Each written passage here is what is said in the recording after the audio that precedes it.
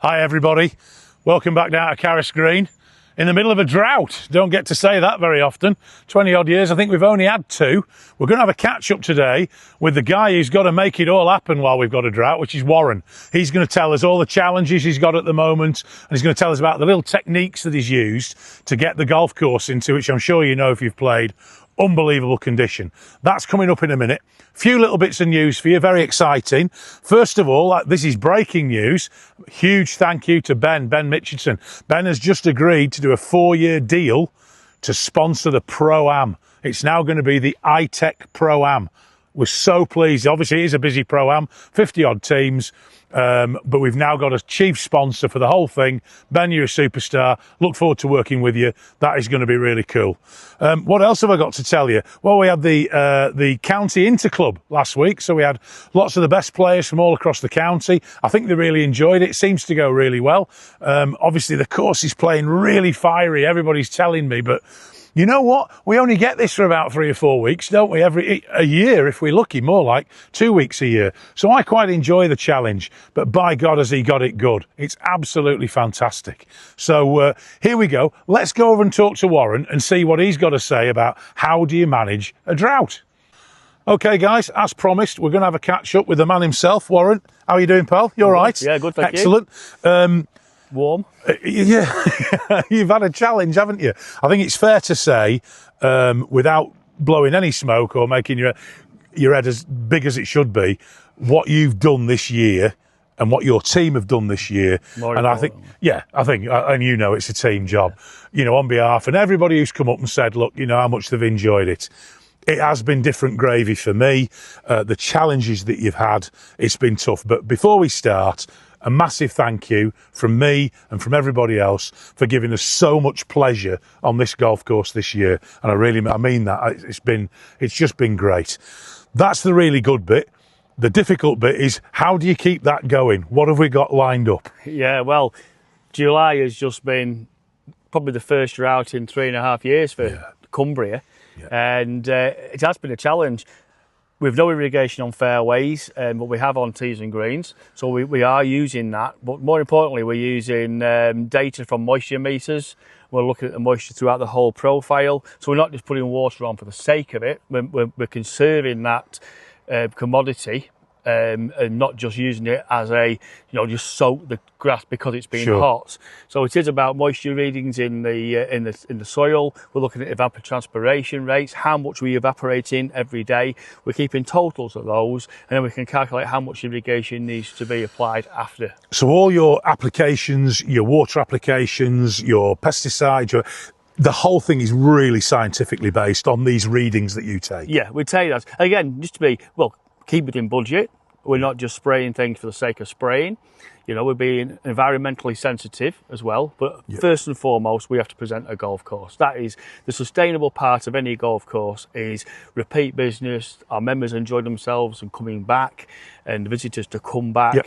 And so that is the key part for me. So preserving the greens and all the playing surfaces to a high standard is now based a lot on data and not just, I think we might irrigate tonight. You take clippings, measure clippings. What goes on behind the scenes, guys, and you won't be surprised to hear this. To get to this level, it's not an accident. You know, and I watch this with my mouth open from the side. The level and the specific work that goes into it. However, to keep it at this, we have to keep on top of it, don't we? Yeah. And in August, we're planning, and this is down to weather, so we don't know when it's going to be. We're planning on doing some renovation. Is that right? It is, yeah. Unfortunately, everyone always says when it comes to greens, you just get them good and then you go and put some holes in them or you do some work. Well, the reason why they're good and everything else is the work we have to do. While the turf is growing, anything we do recovers really quickly. So that's the key bit. We're not going to do it late autumn and then there's sand and holes hanging around right through into the winter. So we're going to do this renovation, albeit in about first week in August. It'll be a little mini microtine, an overseed, a spike with a vertidrain about 6 inches deep, and then we'll just look at the weather near the time. The sand dressing we'll put on, we might do it, we might hold back, and that will be completely down to climate, plant stress, and all these other things will be taken into consideration. Everything being right, first week in August, and Monday, Tuesday. But if not, it will just carry on back there. So I don't know if you remember from previous years, guys, but when we've done this, you know, we all think, oh no, we're going to renovate. You go out and play the next day, you can't tell. Yeah. The level and the quality of the work is such that it will have very, very little impact on what you've done. So yeah, absolutely crucial that we do these little bits of work. Absolutely. One thing I do want to touch on, Graham, is as you look around the course, really how green we are, although have got areas drying up. And I'm putting a lot of that this year down to our robots.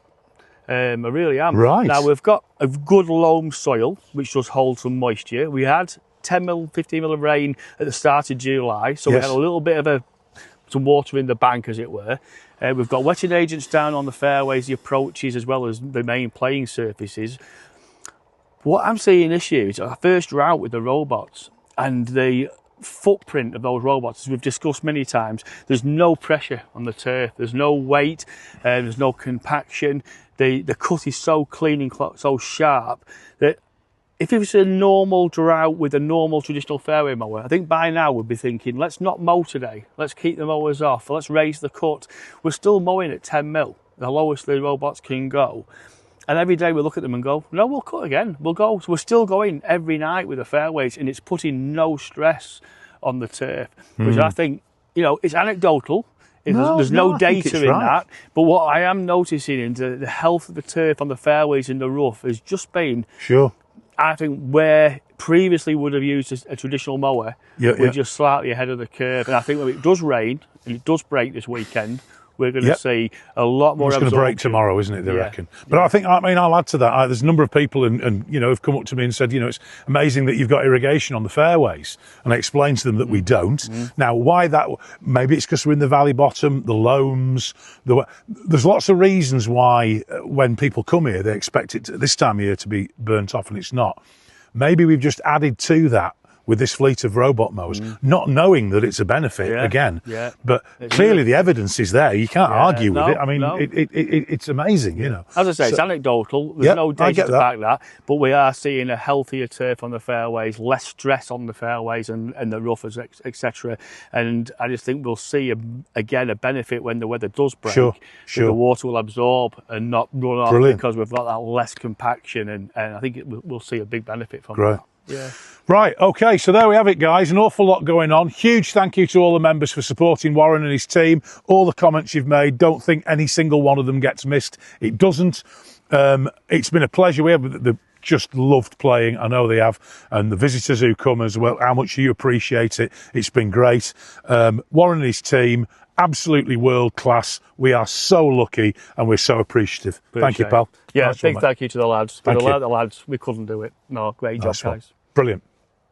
So there we go, guys. That's what top class agronomy looks like. Very interesting. I'm sure you find it as interesting as I do. A lot coming up in the next week or so. We've got, what have we got? The Golf Mates Golf Day. We've got CG Golf Day. Huge shout out to Ryan Fox winning the Open. What a guy he is. He's our sort of guy, isn't he? Chuffed the bits that he won that. Absolutely made up. So huge amount going on. One little piece of news that I've also got for you. I could have said this right at the beginning. I don't know if you know what the Lunesdale League is. Many years ago, I used to play in it at Kirby Lonsdale. It's a inter-club tournament from North Lancashire and Cumbria, and I'm delighted to say we have been invited to take part next year, and we have accepted. So we will be putting a team in next year to the Lunesdale League. Go and look it up, ask in the shop. Really worth asking. It's a handicap event, I think up to maybe 12 or something like that. It's a super event. There's Lancaster, there's Morecambe, there's Silverdale, there is Windermere, there's us, there's Kirby Lonsdale. I think there's probably maybe 8 courses in total. What an event to be part of. We're delighted to have been asked. We're very honoured to have been asked. So thank you so much to the organisers for that. And we look forward to playing in it. Hope you've enjoyed the video. Warren's really kept us up to date with what's going on. And I look forward to seeing you in the next video in a couple of weeks. Take care.